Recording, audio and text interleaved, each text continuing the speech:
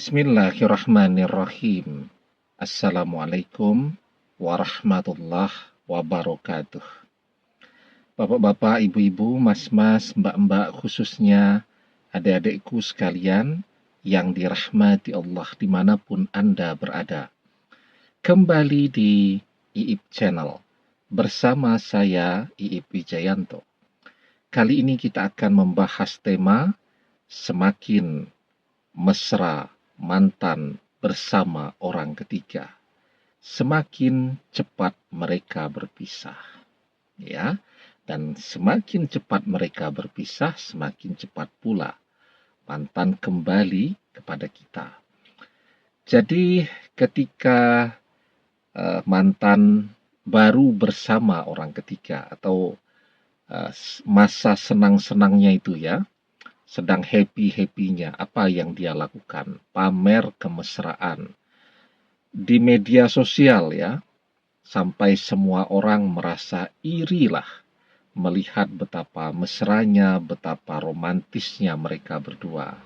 Dimanapun ada mantan, di situ selalu ada orang ketiga. Tetapi sesungguhnya ya, dari masa-masa awal mereka bersama, kita bisa kira-kira mengetahui berapa lama mereka akan bisa bertahan, berapa lama mereka sanggup mempertahankan perjalanan cinta mereka. Kita sering sekali melihat ya, ada begitu banyak pasangan, baik kita yang orang kebanyakan atau orang-orang yang terkenal ya, artis-artis dan seterusnya. Di awal pernikahan begitu mesranya, mengumbar kemesraan untuk dilihat siapa saja. Ya, tidak sedikit tuh yang di awal pernikahan ya, kemudian menyelenggarakan pesta pernikahan besar-besaran ya, dan seterusnya lah. Pokoknya sangat mewah. Tetapi ternyata pernikahannya tidak bisa bertahan lebih dari setahun ya. Belum sempat memiliki momongan atau tidak sempat punya anak, sudah berpisah, sudah bercerai. Dan itu banyak sekali yang kita bisa lihat pengalaman demikian yang terjadi di zaman kita ini. Begitu mesranya di awal, tetapi berpisahnya juga sangat cepat. Beda dengan orang yang memulai hubungan itu dengan bersusah-susah. Ya, tidak mendapatkan restu awalnya dari kedua orang tua atau kedua belah orang tua. Jadi ada orang tua di sana, ada calon mertua. Nah, ini dua-duanya sama-sama tidak setujunya. Susah ya awalnya. Memulai segala sesuatunya itu dari nol. Pokoknya memulai cinta atau perjalanan cinta itu dari penderitaan. Dan mereka bisa bertahan hingga tua. Kita bisa melihat pengalaman demikian dari orang-orang tua kita ya. Mereka memulai pernikahan itu betul-betul dari tidak punya apa-apa. Ya, mungkin menikah pun ya, ada yang tidak dapat restu dari orang tua. Setelah itu mereka berjuang tuh agar mendapatkan restu dan akhirnya direstui. Atau direstui tetapi sama sekali tidak punya cinta ya, jadi dijodohkan begitu. Jangankan cinta, wong kenal saja baru beberapa hari menjelang pernikahan, memulai dari tidak punya apa-apa ya, dari mulai ngekos, mengontrak rumah, kemudian bisa nyicil rumah yang kecil, dan terus berlanjut sampai hari ini. Justru yang diawali dengan penderitaan bisa bertahan begitu lamanya. Nah, kenapa demikian? Nah, ini menarik sekali ya. Yang memulai dari sesuatu yang begitu mewah, begitu megah, dengan penuh kegembiraan, mendapatkan support ya, dengan berbagai pujian, tapi ternyata tidak bisa bertahan lama. Sementara yang memulai dari tidak punya apa-apa justru bisa bertahan selamanya. Nah, tapi sebelum kita bahas lagi lebih jauh, jangan lupa ya, yang belum subscribe untuk memencet tombol subscribe dan menyalakan lonceng notifikasi agar Anda selalu mendapatkan pemberitahuan video-video terbaru dari channel kesayangan kita ini. Dengan subscribe, doa-doa kita selalu terhubung sehingga kita selalu bisa berdoa bersama-sama ya. Dan jangan lupa subscribe itu gratis ya. Nah, kenapa mantan yang memulai segala sesuatunya ya dengan begitu mudah pamer kemesraan, kemewahan dan seterusnya justru tidak bisa bertahan lama, sementara yang memulai segala sesuatunya dengan susah justru bisa bertahan selamanya? Jawabannya sangat sederhana ya. Sesuatu yang didapatkan dengan begitu mudah, maka mudah pula orang untuk melepaskannya. Ya, kita mendapatkan sesuatu ini, dapatnya mudah. Mudah saja untuk kita lepaskan, untuk kita tinggalkan, dan seterusnya. Sementara sesuatu yang kita raih, yang kita dapatkan dengan susah payah, dengan kerja keras, dengan pengorbanan, dan seterusnya, itu akan terasa jauh lebih berharga bagi kita. Dan sulit bagi kita untuk melepaskannya.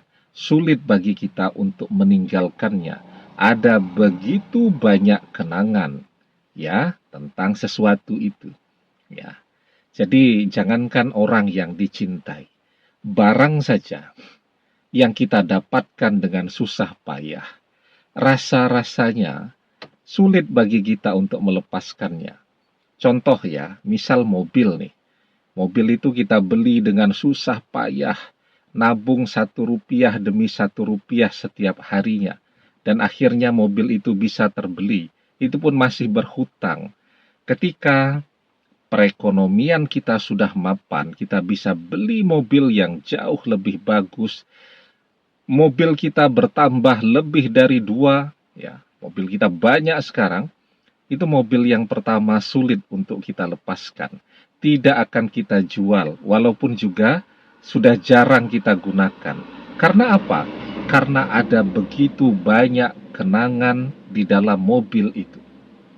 Ya, tetapi misal kita membeli mobil itu mudah saja, atau bahkan tidak pakai beli ya, dikasih sama orang tua tuh, ya mudah saja untuk kita melepaskannya, ganti dengan mobil yang baru. Nah, sesuatu yang didapatkan dengan mudah itu akan mudah pula untuk orang lepaskan. Sementara sesuatu yang didapatkan dengan perjuangan, dengan susah payah, itu ada begitu banyak kenangan di dalamnya dan susah bagi orang untuk melepaskannya. Nah, jadi ketika mantan dan orang ketiga ini kan mudah untuk mendapatkannya. Bahkan mantan sudah mendapatkan orang ketiga ketika dia masih bersama kita ya. Maka mudah saja bagi mantan untuk melepaskan orang ketiga. Orang ketiga juga begitu. Dia mudah saja kan mendapatkan mantan. Mantan masih punya pasangan, masih bersama kita, bisa dia dapatkan.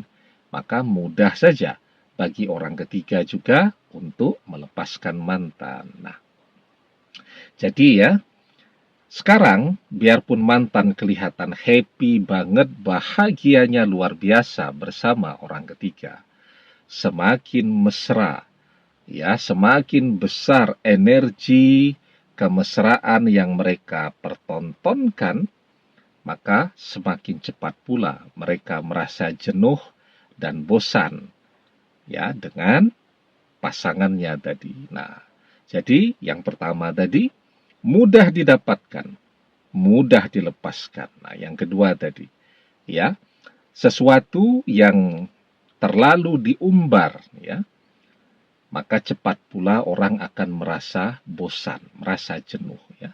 Kita makan sesuatu tuh, kita suka sekali, ini rasanya enak, tapi kita makan seminggu.